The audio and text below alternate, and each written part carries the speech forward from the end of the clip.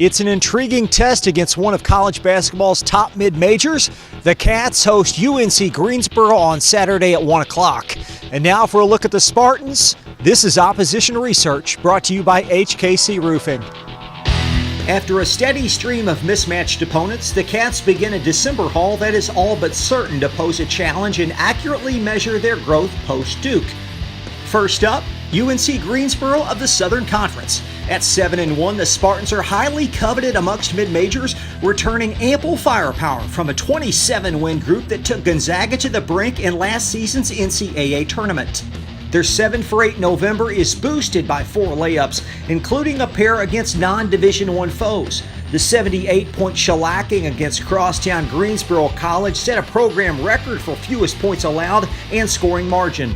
UNCG's lone loss was a credible showing in Baton Rouge as the Spartans chiseled an 18-point second-half deficit to 5 before succumbing late. Their 53+% team shooting is 4th nationally, and this batch was selected to repeat in the SoCon, a league that could very well warrant a March at large. The blue-collar look suits head coach Wes Miller quite well.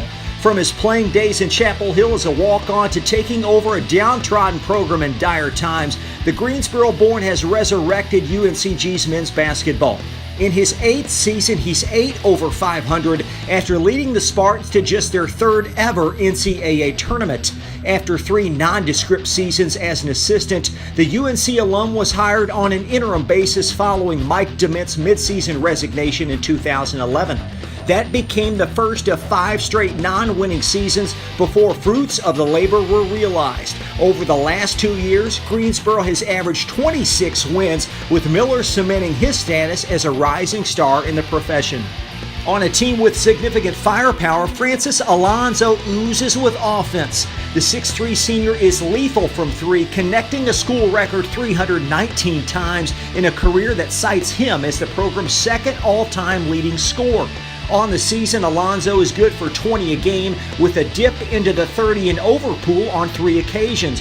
The Spaniard is good enough to play many places, and he's been all SoCon since arrival. His connectivity rate from 3 and the charity stripe are elite. Kyron Galloway has taken a huge step forward in his junior season, his first as a starter. The 6'8 wing shows 15 and 5, highlighted by 32 versus LSU, in which he drained 8 threes. Galloway is a superb complement to Alonzo and is nearly as efficient, i.e. 63% from the floor and 47% from beyond the arc. Like Galloway, Isaiah Miller has blossomed with more time.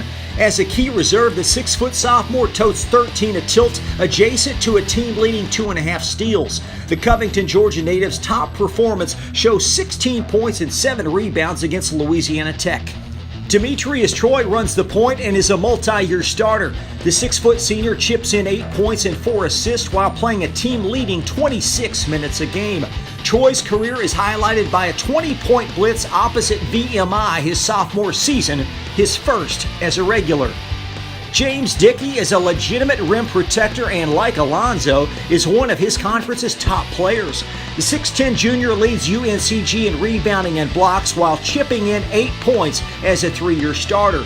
Dickey owns 6 career double-doubles and benefits greatly as the Spartan D funnels would-be ball handlers into the lane.